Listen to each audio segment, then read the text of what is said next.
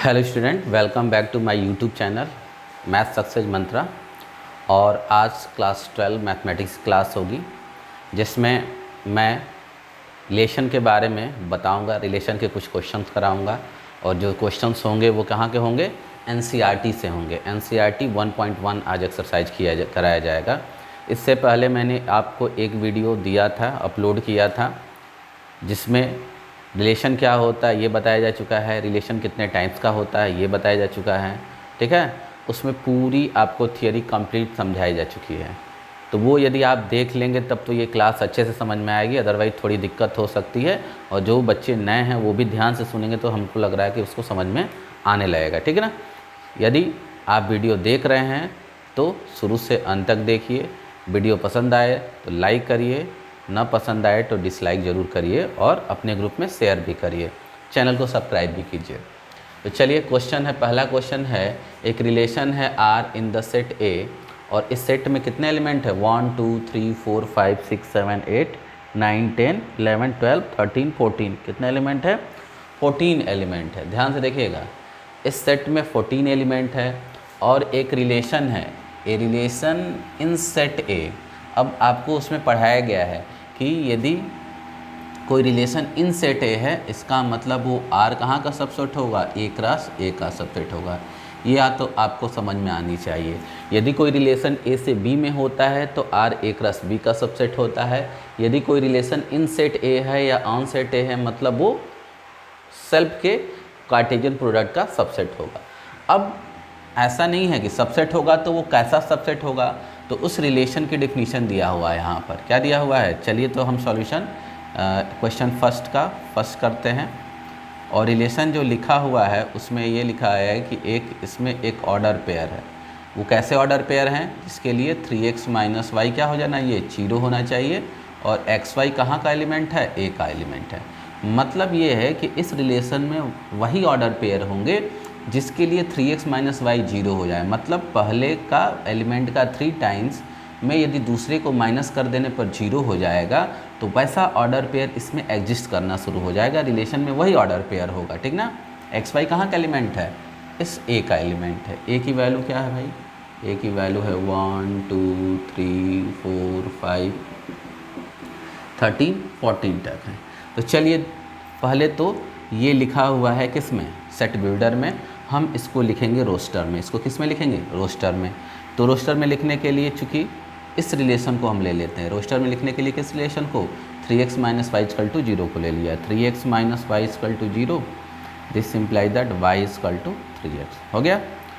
अब जब y equal to 3x आ गया तो हम बारी बारी से x क्या होगा? यहाँ का कोई भी एलिमेंट हो सकता है, और y भी क्या हो सकता है? यहाँ का कोई भी एलिमेंट हो सकता है। तो चूँकि y इक्वल टू 3x दिया है तो पहले हम x रखते हैं, x की वैल्यू 1 इसमें।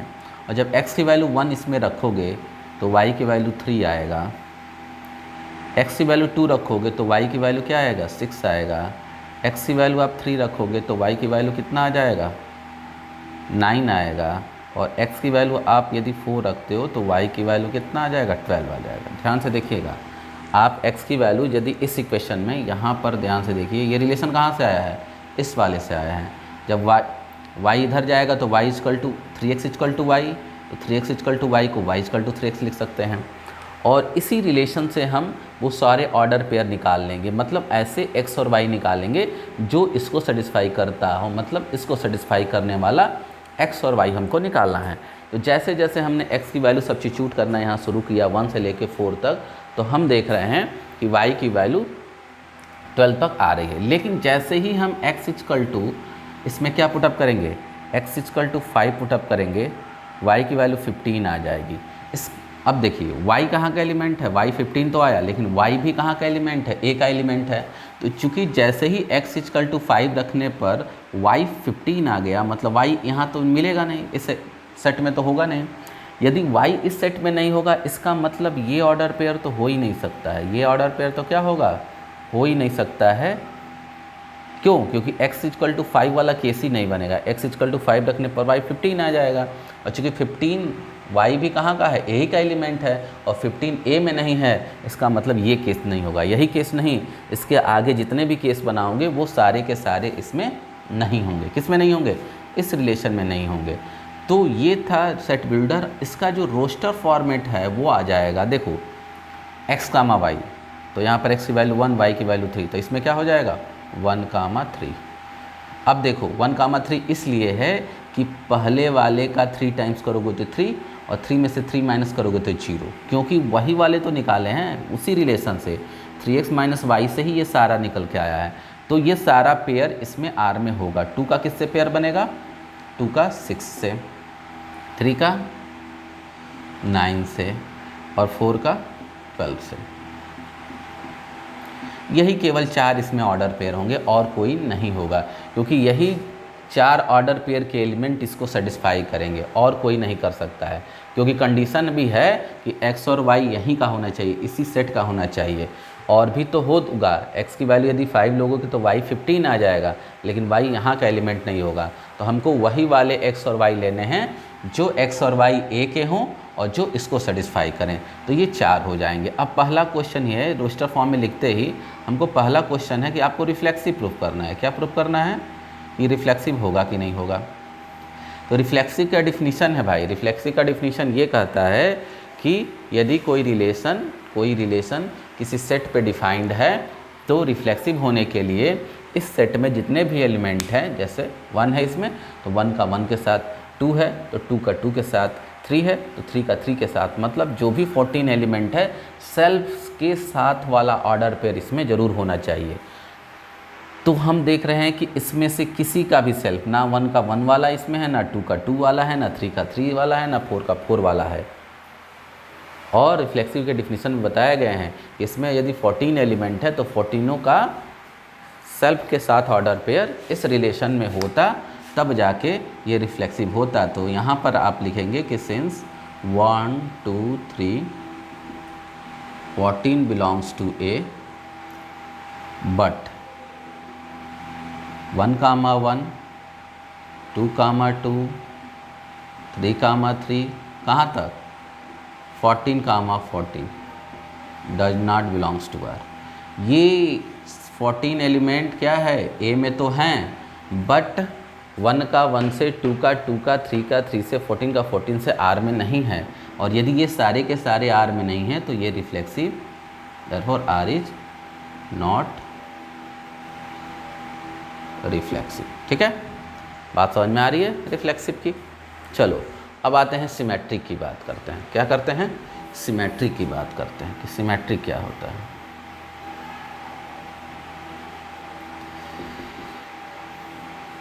अब सिमेट्रिक में आपको ये बताए थे कि कोई भी ऑर्डर पेयर यदि इसमें है, ध्यान से देखिए, जो भी है उसका रिवर्स भी इसमें ना चाहिए।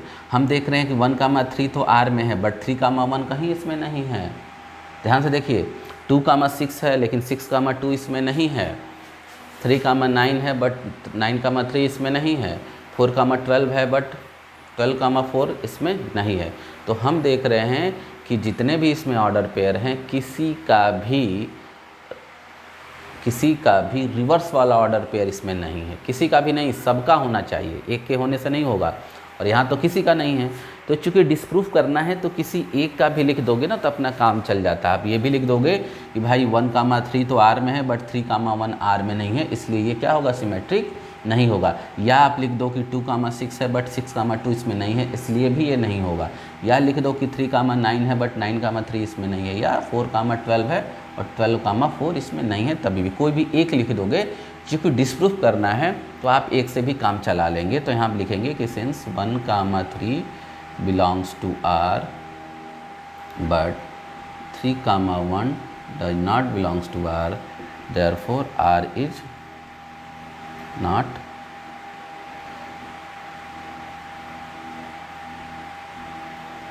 सिमेट्रिक, सिमेट्रिक नहीं होगा। अब आ जाते हैं ट्रांजिटिव पे। अब ध्यान से देखिए, ट्रांजिटिव की बात, रिफ्लेक्सिव भी नहीं हुआ, सिमेट्रिक भी नहीं हुआ। ट्रांजिटिव में आपको ये केस बनाना पड़ता है। क्या केस बनाना पड़ता है? आप देखेंगे कि किसी का सेकेंड, मतलब देखो किसी का सेकेंड और किसी के फर्स्ट के इक्वल तो नहीं है, तो हम देख रहे हैं कि हो रहा है। यहाँ 2 ऑर्डर पेयर, एक ये है और एक ये है। इसका सेकेंड 3 और इसके फर्स्ट के इक्वल हो गया, मतलब आपके पास 1,3 है और 3,9 है, दोनों को दोनों आर में बिलोंग कर गया। लेकिन क्योंकि इस टाइप की सिचुएशन जब भी किसी रिलेशन में होगा, मतलब एक का सेकंड और एक का फर्स्ट इक्वल होने लगेगा, तो 1,9 को भी इसमें होना चाहिए। और हम देख रहे हैं कि 1,9 इसमें नहीं है, but 1,9 does not belongs to R, does not belongs to R, therefore R is not transitive. ध्यान से देखिए, दो ऑर्डर पेयर हमको मिल गए, एक तो ऑर्डर पेयर ये, एक तो ऑर्डर पेयर ये। ऐसे ये दो ऑर्डर पेयर हो गए, एक का सेकेंड एक के फर्स्ट के इक्वल हो गया। जैसे ये दोनों इक्वल होंगे तो 1,9 भी यहाँ इसमें होना चाहिए, तभी वो ट्रांजिटिव होगा। हम तो देख रहे हैं कि 1,3 है, 3,9 है, ये इक्वल हो गया, तो 1,9 आर में नहीं है। 1,9 कहीं आर में दिख रहा है? नहीं है, इसलिए ये ट्रांजिटिव भी नहीं होगा। ये क्लास आपको तभी समझ में आएगी जब आप इससे पहले की क्लास कर चुके होंगे, अदरवाइज़ ये आपको समझ में नहीं आएगा। ठीक है, तो फिर से देखिएगा, आपको समझ में आ गया होगा। अब आते हैं पहले के सेकंड में।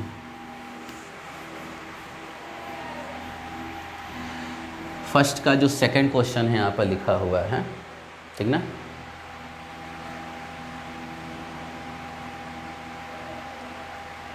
फर्स्ट का सेकंड क्या लिखा हुआ है, ध्यान से देखिए। सॉल्यूशन R इजकल टू है x comma y such that y equal to x plus 5, x is less than 4। यहाँ पर क्या लिखा है, x की वैल्यू 4 से छोटा, और x है क्या, y है क्या। ध्यान से देखिए, a relation R in the set n मतलब सेट ऑफ नेचुरल नंबर, ठीक है। n नेचुरल नंबर है, मतलब R n पे डिफाइंड है, R n पे डिफाइंड है, मतलब ये n क्रॉस n का सबसेट होगा। मतलब ये हुआ कि इसमें जो ऑर्डर पेयर होगा वो दोनों नंबर नेचुरल नंबर से ही आएंगे। क्या आएंगे? नेचुरल नंबर से ही आएंगे। लेकिन कंडीशन यहाँ दिया हुआ है x की, कि x की वैल्यू तो 4 से छोटा है, since x is less than 4 and x belongs to natural number. अब कहोगे ये कहाँ से लिख दिए? इसलिए लिख दिए कि यदि इस रिलेशन में कोई ऑर्डर पेयर है और ये ऑर्डर पेयर चूँकि सेट ऑफ n पे डिफाइंड है, मतलब नेचुरल नंबर पे डिफाइंड है, इसका मतलब ये रिलेशन n क्रॉस n का सबसेट होगा, और n क्रॉस n का सबसेट होगा, इसका मतलब R की जो भी एलिमेंट होंगे ऑर्डर पेयर में, उसका पहला एलिमेंट भी नेचुरल नंबर का होगा, दूसरा एलिमेंट भी नेचुरल नंबर का होगा। तो ये बात तो आप लिख सकते हो क्वेश्चन से। x 4 से छोटा है और x क्या है, नेचुरल नंबर में बिलोंग कर रहा है, मतलब ये होगा कि x की वैल्यू 1, 2 और 3 होगी, क्योंकि 4 से छोटा नेचुरल नंबर क्या आएगा, 1, 2, 3 आएगा। अब ये तो निकल के आ गया कि x की वैल्यू। और एक चीज़ दिया है y निकालने के लिए, ये आपके पास रिलेशन है y equal to x plus 5। अब इसमें जैसे ही आप x इक्वल टू 1 रखोगे y की वैल्यू 6, x इक्वल टू 2 रखोगे y की वैल्यू 7, और x इक्वल टू 3 रखोगे y की वैल्यू क्या होगा, 8 हो जाएगा। ध्यान से देखिए, जैसे ही x कहाँ से आ गया, x तो दिया था, तो x की वैल्यू 4 से छोटा, तो 4 से छोटा नेचुरल नंबर क्या होगा, 1, 2, 3। और जब x की वैल्यू 1, 2, 3 रखोगे तो y की वैल्यू भी 3 निकल के आ गई। चूँकि x की वैल्यू इन तीनों के अलावा कुछ हो नहीं सकता है, इसलिए y को भी 3 ही वैल्यू आएगी, 3 से अधिक नहीं आएगी। जितना x होगा उतना ही y आएगा। तो यहाँ पर से हम देख लिए, जब यहाँ पेयरिंग करेंगे x का y के साथ, तो 1,6, 2,7 और 3,8 ये आ जाएगा। ये बात आपको समझ में आ रही होगी, आ रही है ना, बोलिए।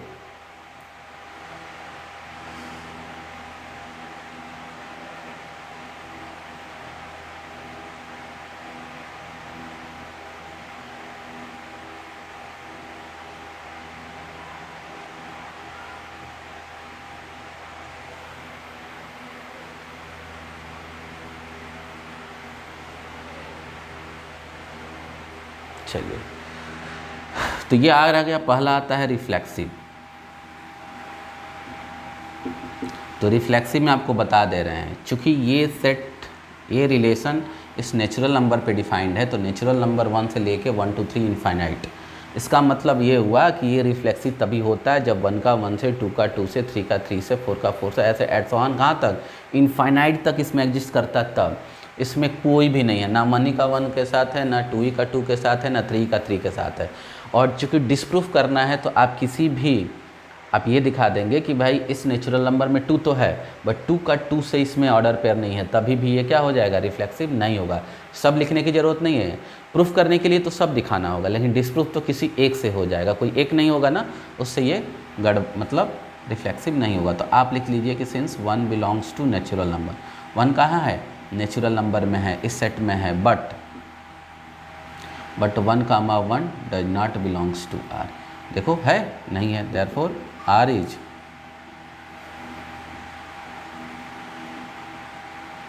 Not reflexive. ध्यान से देखिएगा, तुम कहोगे सर सबको क्यों नहीं लिख रहे हैं 1 1 2 2, अरे भाई डिस्प्रूफ करना है। जैसे मुझे डिस्प्रूफ करना होता है कि एक गाय है जो आ रही है और वो गाय नहीं है, वो क्या है, एग्जाम्पल गाय नहीं आदमी है, ऐसा ही प्रूफ करना है। तो यदि मैं ये प्रूफ कर दूं कि भाई उसके चारों पैर, तो उसके 4 पैर थे, बस एक क्वालिटी बता दिया कि उसके तो 4 पैर थे, वो 4 पैर से चल रही थी, तब तो वो गाय हो जाएगी। ध्यान से देखिएगा, गाय को गाय प्रूफ करने के लिए क्या होगा, सब कुछ प्रूफ करना होगा। लेकिन एक यदि आदमी आ रहा हो और उसको प्रूफ करना है कि वो गाय है कि नहीं है, तो आप एक ही चीज़ से डिस्प्रूफ कर सकते हैं कि उसके तो 4 पैर नहीं थे, इसलिए वो आदमी गाय नहीं हो सकता है। ध्यान से देखिए, जैसे मैं अविनाश सिंह हूँ, मैं मैथ का टीचर हूँ, और यदि कोई लड़का आपसे मिलता है और कहता है कि मैं तो एक आदमी से मिला था, वो अपने को अविनाश सर बता रहा था, दिल्ली पब्लिक में पढ़ाने वाला, तो आप पूछेंगे कि वो कैसे थे, तो वो बताएगा लड़का आपसे कि वो तो सांवले थे, तो तुम कहोगे हाँ हो सकता है कि वो सांवले हों। लेकिन यदि वो कह दे कि वो तो 7 फीट के थे, तब तुम कहोगे कि नहीं, गलत बोल रहे हो, तुम जिस आदमी से मिले हो अविनाश सिंह नहीं थे, क्योंकि अविनाश सिंह सांवले तो हैं बट उनका कद क्या है, 5.5 फीट है। तो डिस्प्रूफ करने के लिए एक बात क्लियर हो गई कि मेरी हाइट, जैसे ही उसने क्या बताया 7 फीट बताया, तुमने तुरंत डिस्प्रूफ कर दिया कि नहीं वो तो नहीं हो सकते हैं। क्यों, तो उनकी हाइट 7 फुट है ही नहीं है। अब आपको आगे कुछ जानने की ज़रूरत ही नहीं है कि वो कैसे बोलते हैं, वो कैसे बात करते हैं, उनका रंग क्या है, वो कितने मोटे पतले, कुछ नहीं, एक चीज़ से पता चल गया। लेकिन यदि मुझे प्रूफ करना होगा कि मैं ही अविनाश सिंह हूँ, तो तुम बहुत सी चीज़ पूछोगे, भाई उनकी हाइट कितनी है, वो दिखते कैसे हैं, वो बोलते कैसे हैं। यदि सारी चीज़ मैच करेगा तब तो कहोगे कि मैं हूँ। अदरवाइज ये भी तो हो सकता है कि मेरी क्वालिटी 50% किसी मेरे जैसे ही आदमी से मैच कर जाए। तो ये कहने का मतलब ये है कि किसी चीज़ को डिस्प्रूफ करने के लिए यदि एक चीज़ भी उससे मिसमैच हो गया तो वो डिस्प्रूफ हो जाता है कि वो गलत है। लेकिन सही प्रूफ करने के लिए सब कुछ आपको मैच कराना पड़ता है। तो यहाँ पर हमने केवल ये दिखा दिया कि एक ही एलिमेंट इसमें नहीं है, तो ये गलत साबित हो गया, ठीक ना। अब सब कुछ लिखने की ज़रूरत नहीं है, इसलिए आर इज नॉट रिफ्लेक्सिव। दूसरा है आपका सिमेट्रिक। सिमेट्रिक में भी वही बात है, 1 कामा 6 तो है बट 6 कामा 1 नहीं है, बस हो गया, लिख दीजिए since 1 comma 6 belongs to R but 6 comma 1 does not belongs to R. एक ही से काम हो गया, therefore R is not symmetric. अब आता है तीसरा, ट्रांजिटिव। बहुत ये अच्छा क्वेश्चन था, इसको ध्यान से देखिएगा। ट्रांजिटिव में क्या हो रहा है, क्योंकि ट्रांजिटिव में आपको बताया गया है कि किसी का सेकंड किसी के फर्स्ट के इक्वल होगा। जैसे किसी का सेकंड, ध्यान से देखिएगा, किसी का सेकंड किसी के फर्स्ट के इक्वल होगा, मतलब ये यदि इसके इक्वल होगा तभी हमको ए और सी की ज़रूरत पड़ती है, ए और सी की ज़रूरत पड़ती है। लेकिन यदि किसी का सेकंड किसी के फर्स्ट के इक्वल नहीं होगा, ऐसी सिचुएशन ही नहीं आती है, तो वो ऑलरेडी ट्रांजिटिव हो जाएगा, ये बात। और वही वाला केस हो रहा है यहाँ पर, किसी का भी सेकंड किसी के भी फर्स्ट से इक्वल नहीं हो रहा है, इसलिए क्या हो जाएगा, ये ट्रांजिटिव हो जाएगा। लिखने का ढंग है कि since there is no pair,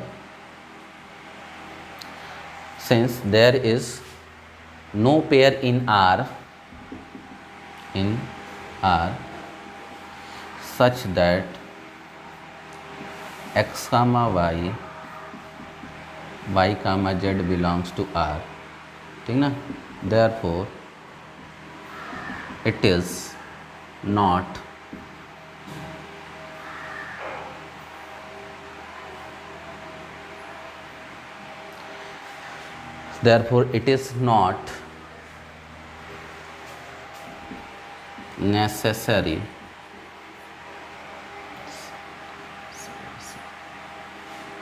necessary to find xz belongs to R।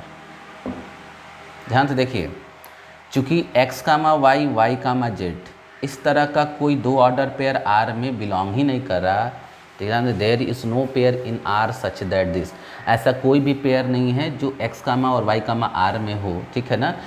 Therefore ये इसलिए it is not necessary to find x comma z belongs to R, तो ये ज़रूरी नहीं है, ये आवश्यक नहीं है x कामा z को R में होने के लिए, और देयरफॉर क्या हो जाएगा, R इज ट्रांजिटिव। ध्यान से देखिएगा, ये सॉल्यूशन बहुत जगह गलत दिया होगा ऑनलाइन, तो आप लोग इसको चेक कर लीजिएगा, ठीक है ना। आप क्या लिखेंगे कि कोई भी ऐसा order pair x comma y और y कामा z का R में नहीं मिल रहा है, मतलब ऐसा कोई भी ऑर्डर पेयर नहीं है जिसका सेकंड किसी के फर्स्ट के इक्वल हो, और ऐसा यदि नहीं R में है तो ये ज़रूरी नहीं है कि x कामा z R में हो, ये ज़रूरी नहीं है फाइंड करना है x comma z belongs to R। Therefore इसलिए क्या हो जाएगा, R इज ट्रांजिटिव या ऑलरेडी ट्रांजिटिव का केस बन जाएगा, क्योंकि ये डिफिनीसन में भी बताया था मैंने कि यदि कहीं आपको ऐसा दिख जाए कोई रिलेशन जिसमें सेकेंड फर्स्ट के इक्वल ना हो तो वो ऑलरेडी क्या हो जाता है, ऐसा केस ना हो तो ऑलरेडी वो ट्रांजिटिव हो जाता है। हम ट्रांजिटिव की केस कब चेक करते हैं, जब किसी का सेकेंड किसी के फर्स्ट के बराबर होता है, तब जाके वहाँ पर हमको ए कामा सी को खोजने की ज़रूरत पड़ती है। ए कामा सी हो जाएगा तो ट्रांजिटिव हो जाएगा, ए कामा सी आर में नहीं होगा तो ट्रांजिटिव नहीं होगा। लेकिन चूंकि यहाँ तो ऐसी सिचुएशन ही नहीं आ रही है कि किसी का सेकंड किसी के फर्स्ट के इक्वल हो, तो ये ज़रूरी नहीं है कि हम एक्स कामा जेड को आर में खोजें, फाइंड करें, और देयरफॉर आर इज ट्रांजिटिव। मतलब ये रिफ्लेक्सिव नहीं होगा, ठीक है ना, ये ट्रांजिटिव नहीं, सिमेट्रिक नहीं होगा, बट ये ट्रांजिटिव हो जाएगा। ऑनलाइन सॉल्यूशन बहुत जगह गलत दिया होगा, ये ध्यान से देखिएगा, ठीक है। अब आते हैं हम थर्ड, इसी के पहले के थर्ड क्वेश्चन में। थर्ड क्या है, आराम से पढ़िए, बोले थे ना एक एक क्वेश्चन कराएंगे, आप एकदम पढ़िए, निफिक्र हो जाइए, आप घर पे लॉकडाउन में ही सारी पढ़ाई कर लेंगे, ये मेरा वादा रहा आपसे।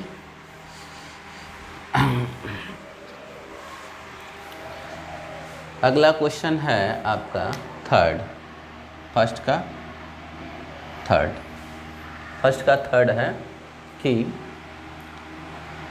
एक रिलेशन है, यहाँ पर हम लिख दे रहे हैं, a relation R in set A,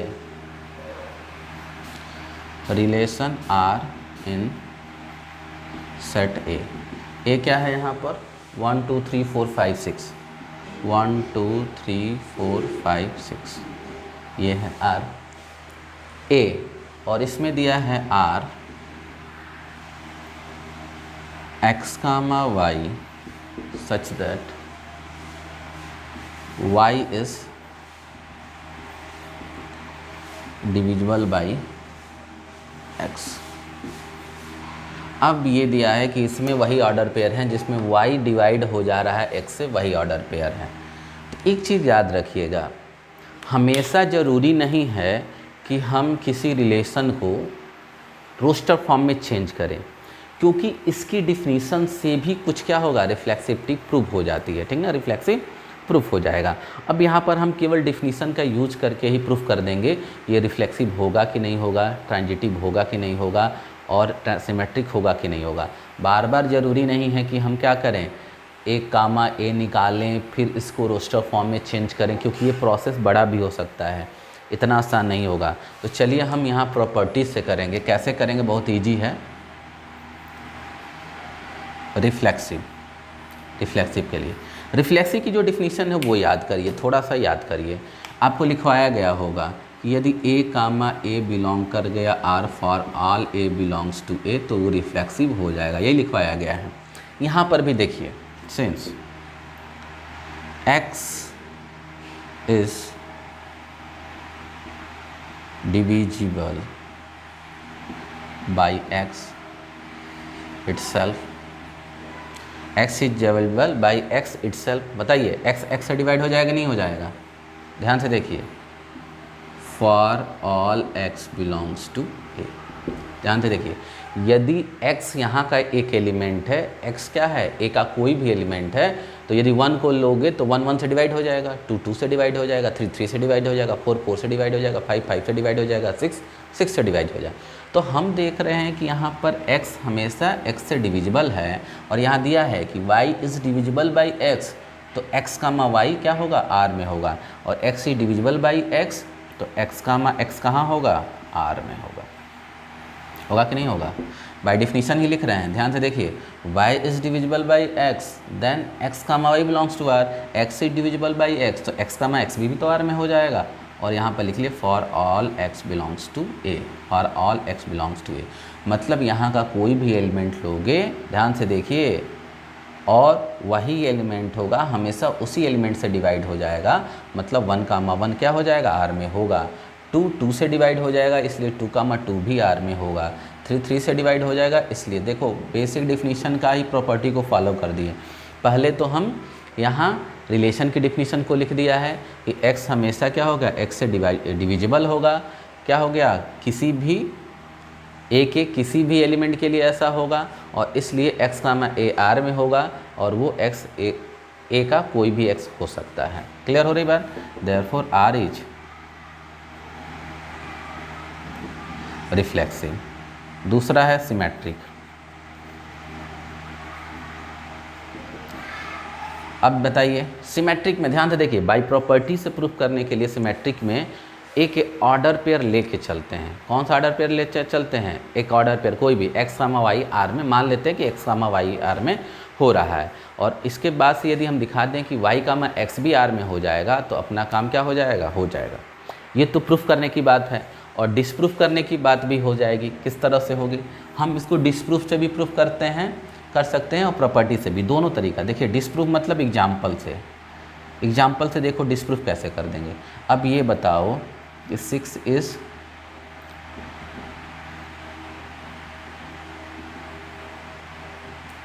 divisible by 2, 6 2 से डिविजिबल होगा, क्लियर है कि होगा।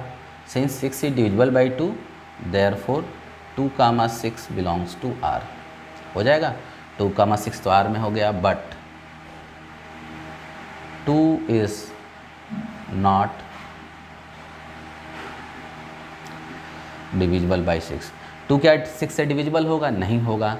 और अगर 2 कामा 6 डिविजिबल नहीं होगा तो 6 comma 2 does not belongs to r। केवल डिफिनीशन से, यदि y डिवाइड कर रहा है, y डिविजिबल है x से, तो x कामा y में r है। 6 इज डिविजिबल बाई 2, तो 2 कामा 6 r में होगा।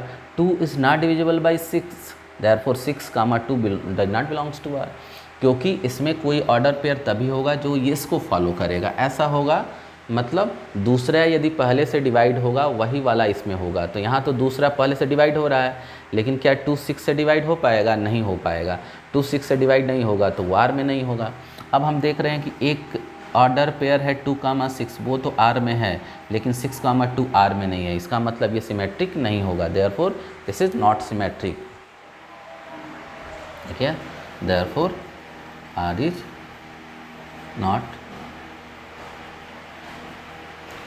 Symmetric, r is not symmetric. ये तो हो गया एग्जाम्पल से। यदि प्रॉपर्टी से प्रूफ करना होगा तो क्या लिखेंगे? ध्यान से देखिए, इसका दूसरा तरीका है बाई प्रॉपर्टी।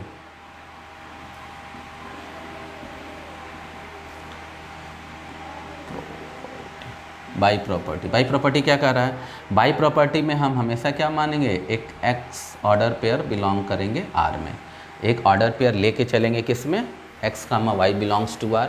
और यदि x कामा y में r है, x कामा y r में है, तो बाय डेफिनीशन यदि x कामा y r में है तो y क्या हो जाएगा? x से डिवाइड होगा। y is divisible by x।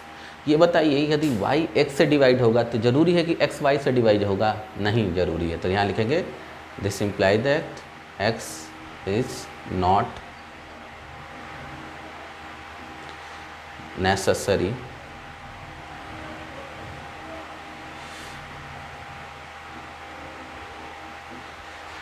y is divisible by x, this imply that x is not, यहाँ से लिखा this imply that it is not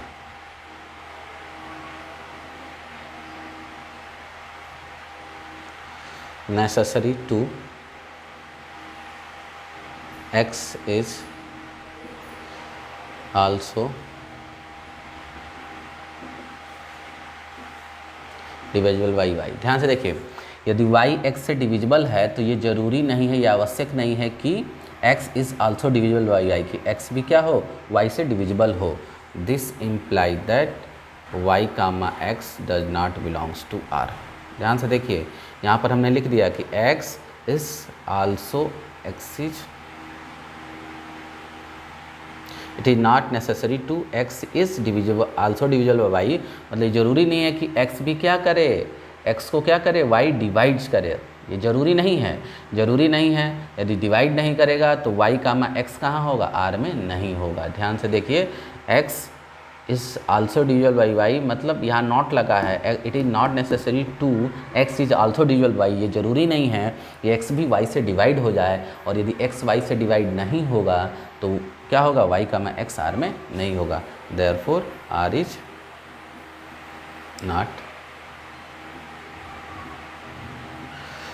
not symmetric. देखो ये थोड़ा सा कठिन पड़ता है, लेकिन आगे के क्वेश्चनों में हम यही करेंगे, इसको नहीं करेंगे। समझ में आ रही बात? डिसप्रूफ करने के लिए बहुत आसान है, लेकिन यदि प्रूफ करना होगा कि वो सिमेट्रिक है तब तो यही प्रॉपर्टी अप्लाई करेंगे। और याद रखिएगा, सिमेट्री को बाई प्रॉपर्टी प्रूफ करने के लिए हमेशा एक ऑर्डर पेयर लेके चलेंगे। x कामा y हमने R में लेके चला और यहाँ दिखा दिया कि y कामा x R में नहीं है तो ये सिमेट्रिक नहीं होगा। यदि x कामा y R में लेके चलते हो और दिखा देते हो कि y कामा x भी R में होगा तो वो सिमेट्रिक हो जाता। तो ये तो दो हो गया। अब हम थोड़ा आते हैं यहाँ पर ट्रांजिटिव में, थोड़ा सा ध्यान से सुनिएगा मेरी बात। ट्रांजिटिव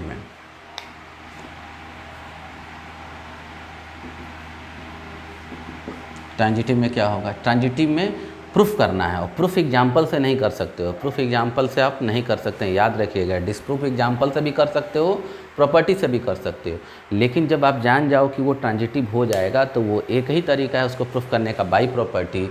और याद रखना, ट्रांजिटिव को प्रूफ करने के लिए हमेशा दो ऑर्डर पेयर लेके चलेंगे। कौन कौन सा? लेट x कामा y और y कामा z, इस टाइप का ऑर्डर पेयर लेके चलोगे जिसका ये इक्वल हो। याद रखिए, दो ऑर्डर पेयर लेंगे लेकिन ऐसा लेके चलेंगे जिसका एक का सेकंड एक के फर्स्ट के इक्वल है। मान लिए, अब मान लिए कि x कामा y y कामा z R में है। यदि R में है तो ये बताइए y is divisible by x and z is also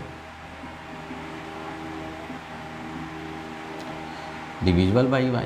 ध्यान से देखिए, y is divisible by x, इसका मतलब हो गया x डिवाइड्स y क्या हो रहा है, x से डिविजिबल है, मतलब x y को डिवाइड कर रहा है। और क्या दिया है यहाँ पर, z is also divisible by y divides z। ध्यान से देखिए, दो चीज़ें दे दिया, x y को डिवाइड कर रहा है, y z को डिवाइड कर रहा है, तो सीधी सी बात है x z को डिवाइड करेगा। ध्यान से देखिए, y is divisible by x, मतलब x क्या हो रहा है, y को डिवाइड कर रहा है, x डिवाइड्स y। और यहाँ दिया है कि z divides y, z is also divisible by y, तो z y से डिविजिबल है। जब y x से डिविजिबल है और y z को डिवाइड कर रहा है तो सीधी बात ये करेगा। क्यों करेगा, ध्यान से देखिए, जैसे 6 कामा 3 और 12 कामा 6, x क्या हो रहा है, 6 को डिवाइड हो रहा है, और 6 क्या हो रहा है, 12 को डिवाइड कर रहा है, तो 3 12 को नहीं डिवाइड कर देगा, कर देगा भाई, कर देगा मेरे भाई। दिस इम्प्लाई दैट क्या हो जाएगा, z is also divisible by x। और यदि z डिविजिबल हो जाएगा x से तो x कामा z कहाँ होगा, R में होगा, x कामा z R में हो जाएगा। Therefore R is transitive. ध्यान से सुनिए मेरी बात, क्या हो जाएगा, आर ट्रांजिटिव हो जाएगा। यहाँ हम हमेशा ट्रांजिटिव में 2 ऑर्डर पेयर लेके चलेंगे, हमेशा सिमेट्रिक प्रूफ करना होगा या डिसप्रूफ करना होगा, केवल एक ऑर्डर पेयर लेके चलेंगे। यहाँ पर एक ऑर्डर पेयर लेके तो चले, लेकिन इसका रिवर्स को हमने दिखा दिया कि इसमें आर में नहीं है, इसलिए सिमेट्रिक नहीं होगा। यहाँ हम ऐसे ही 2 ऑर्डर पेयर लेंगे कि एक का सेकंड एक के फर्स्ट के इक्वल हो जाए, और यदि ये दिखा दे कि एक्स का जेड भी आर में होगा तब तो ये ट्रांजिटिव हो जाएगा।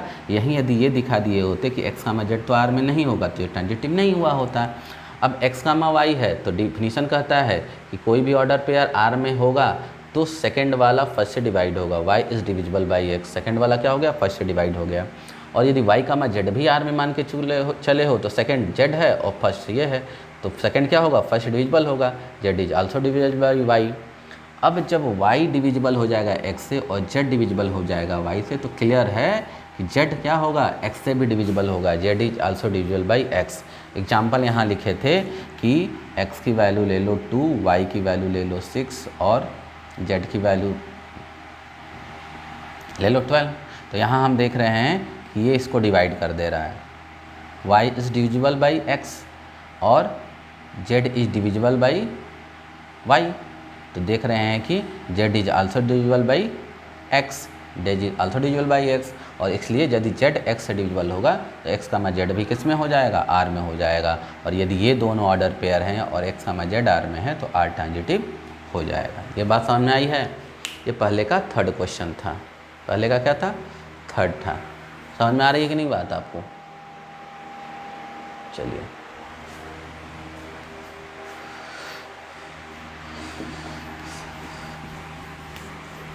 बहुत अच्छे अच्छे क्वेश्चन हैं।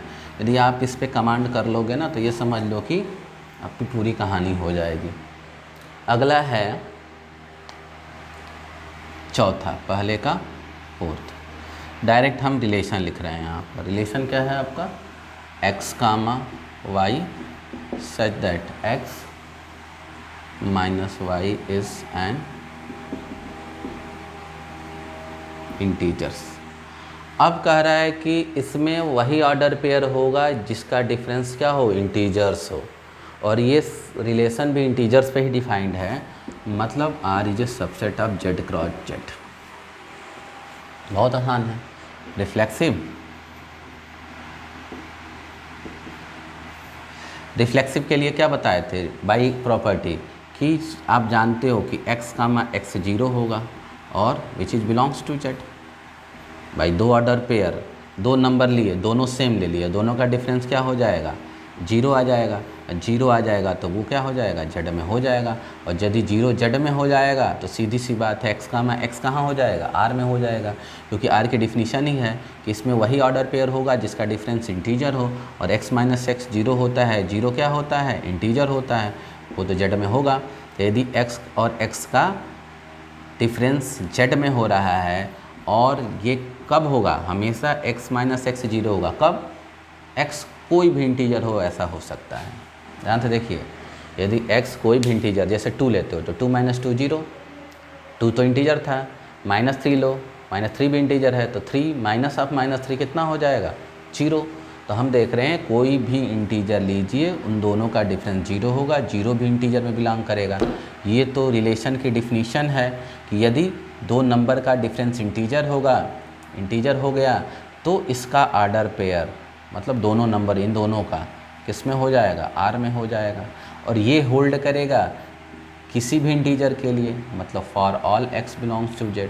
तो याद रखिएगा, हमने दिखा दिया कि x कामा x 0 होगा, 0 चूँकि Z में हो गया इसलिए x कामा x R में होगा। और ऐसा नहीं है कि ये किसी x के लिए होगा, किसी पार्टिकुलर x के लिए होगा, ऐसा नहीं है। कोई भी आप इंटीजर ले लो, उस इंटीजर में से उस इंटीजर को माइनस करोगे तो 0 ही आएगा। 0 चूँकि Z में आ गया, 0 क्या हो गया, इंटीजर हो गया, तो इन दोनों का ऑर्डर पेयर R में बिलोंग कर जाएगा, क्योंकि R की डिफिनीशन ही है इसमें कोई भी ऑर्डर पेयर तभी होगा जब उन दोनों का डिफरेंस इंटीजर हो। और हमेशा 2 नंबर सेम लोगे तो उसका डिफरेंस 0 आएगा, जो कि इंटीजर है, तो हमेशा उन दोनों का ऑर्डर पेयर R में बिलोंग करेगा। इसका मतलब Z का कोई भी एलिमेंट लोगे उस सेल्फ से क्या कर जाएगा, रिलेट कर जाएगा। ये तो हो गया, therefore R is reflexive, R reflexive हो गया। अब दूसरा है सिमेट्रिक। सिमेट्रिक में भी बोल रहे थे कि एक ऑर्डर पेयर लेके चलेंगे, उसी का रिवर्स हम उसमें दिखा देंगे। तो यहाँ पर क्या कर लीजिए कि x, y belongs to r मान लेंगे। तो यदि x, y r में है तो सीधी सी बात है ये चीज़ होगा, x minus y is an integer. और आप जानते हो कि किसी इंटीजर का नेगेटिव इंटीजर होता है, इसका मतलब इस इंटीजर x माइनस वाई का आप नेगेटिव ले लीजिए। तो x माइनस वाई का नेगेटिव ले लोगे, ये इंटीजर था, इसका नेगेटिव इंटीजर हो जाएगा, इज आल्सो एन इंटीजर। और यदि डिफरेंस निकालोगे तो y माइनस एक्स हो जाएगा, इज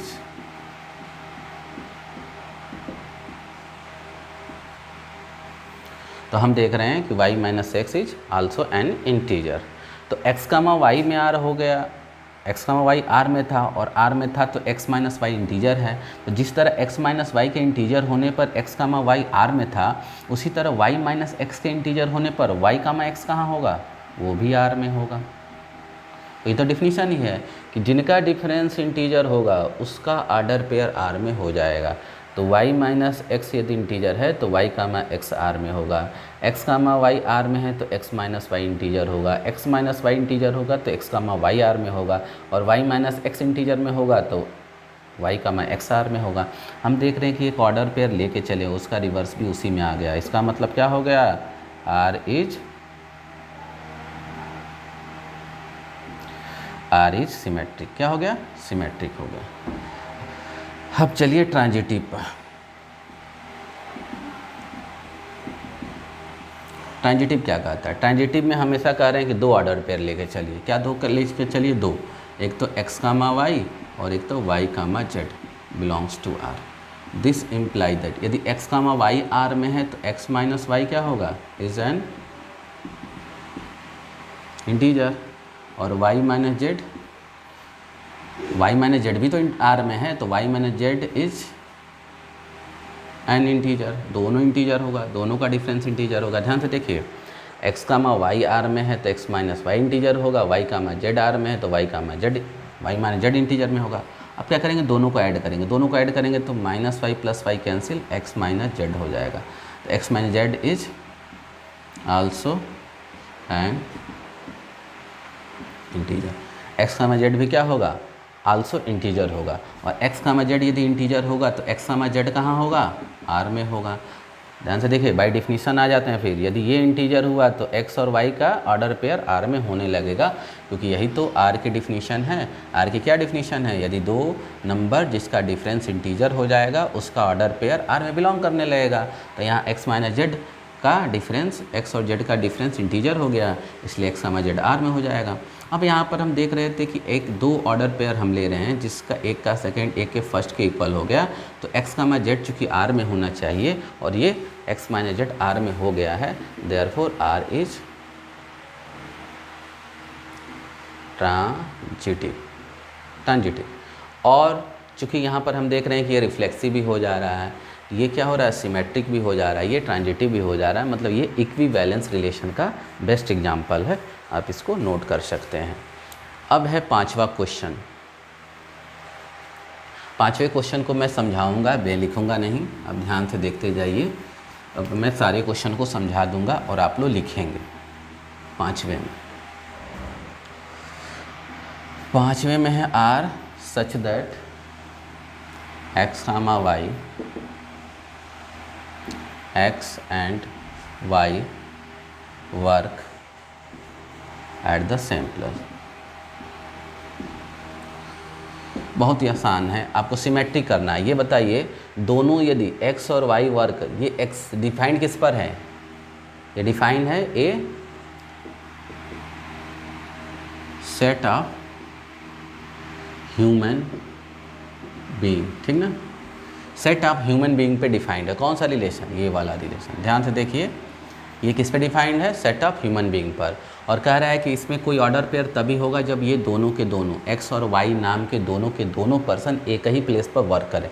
तो ये बताइए, रिफ्लेक्सिव होने के लिए क्या दिखाना पड़ेगा कि इसमें जितने भी ह्यूमन बीइंग हैं उनका सेल्फ के, मतलब कोई राम नाम का आदमी है तो राम का राम के साथ ऑर्डर पेयर बने। तो ये यदि मान लोगे कि राम एक ही आदमी है, तो जैसे मैं हूँ तो मैं कहीं भी रहूँगा और मुझसे ही कंपैरिजन होगा, सीधी सी बात, मेरी से कंपैरिजन होगा।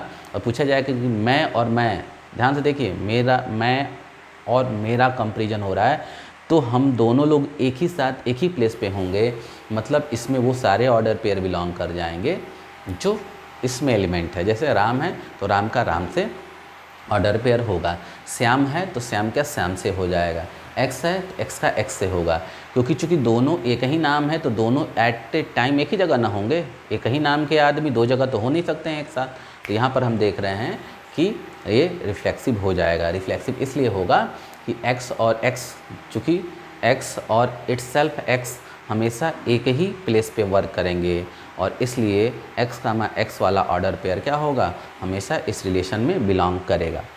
अब दिया है सिमेट्रिक, तो सिमेट्रिक में बोल रहे थे कि x, y एक एलिमेंट लेके चलिए। तो यदि x, y R में मानते हो, इसका मतलब x and y work at the same place. यदि x और y वर्क कर रहा है सेम प्लेस पे, तो y, x भी तो सेम प्लेस पे वर्क करेगा। तो यदि y और x सेम प्लेस पर वर्क करेंगे तो y, x भी R में हो गया। तो x, y R में लेके चले थे और y, x को हमने R में दिखा दिया। तीसरा है ट्रांजिटिव, तो ट्रांजिटिव में दो केस लेके चलेंगे। क्या लेके इसके चलेंगे, x, y और y, z। अब x, y में R है, मतलब ये दोनों सेम प्लेस पे हैं, और y, z R में है, तो ये भी सेम जगह सेम प्लेस पे वर्क कर रहे हैं। तो y दोनों को कनेक्ट कर रहा है, मतलब y जहाँ होगा वहीं x और z भी होगा। इसका मतलब x और z भी सेम प्लेस पर वर्क करेंगे, और x और z सेम प्लेस पे वर्क करेंगे तो x, z भी R में होगा। इस तरह से हम देख रहे हैं ये ट्रांजिटिव भी हो गया। बात समझ आ रही है? बोलिए, नहीं आ रही है? आप एक बार कोशिश करिएगा, सॉल्यूशन देखिएगा, समझ में आएगा। नहीं समझ में आएगा तो नेक्स्ट वीडियो में मैं डिस्कस करूँगा, और तब तक के लिए आपसे रुखसत होता हूँ मैं, और फिर मैं मिलूँगा नेक्स्ट वीडियो के साथ, जिसमें आगे के क्वेश्चन कराएंगे, हर क्वेश्चन कराए जाएंगे। लेकिन एक मेरा आपसे फिर से आग्रह है कि आप इस वीडियो को देखिए और कम से कम उन क्वेश्चनों को शाम को ज़रूर डाल दीजिए कि सर ये क्वेश्चन आप बता दीजिए। मैं यदि चले जाऊंगा 1.3 एक्सरसाइज पर और वह आप लोग 1.1 एक्सरसाइज पूछेंगे तो ये पॉसिबल नहीं होगा मेरे लिए बताना। इसलिए जैसे जैसे मैं पढ़ा रहा हूँ वैसे वैसे वीडियो देखिए, और वीडियो देखने के बाद जो क्वेश्चन में दिक्कत हो रही है उस क्वेश्चन को ज़रूर मुझे व्हाट्सएप करिए, क्योंकि नेक्स्ट वीडियो में मैं डिस्कस करते चलूँगा। ये बहुत दिक्कत हो जा रहा है कि आप लोग पढ़ ले रहे हैं और पीछे से कोई क्वेश्चन पूछ दिए। पहले NCERT कीजिए, NCERT करने के बाद टाइम मिले तो अन्य बुकों पे जाइए। अदरवाइज़ इस तरह से आप लोग करेंगे कि मैं 2 एक्सरसाइज आगे चला गया तब आप लोग वीडियो देख रहे हैं और पीछे से मुझसे क्वेश्चन पूछेंगे, तो ये पॉसिबल मेरे लिए नहीं हो पाएगा। इसलिए आज इस वीडियो को देखकर ये ज़रूर बता दीजिएगा कि सर इस क्वेश्चन में समस्या आ रही है, जो आगे क्वेश्चन में बताने जाने वाला हूँ नेक्स्ट वीडियो में, उसके लिए। ठीक है ना? तब तक के लिए धन्यवाद। ओके।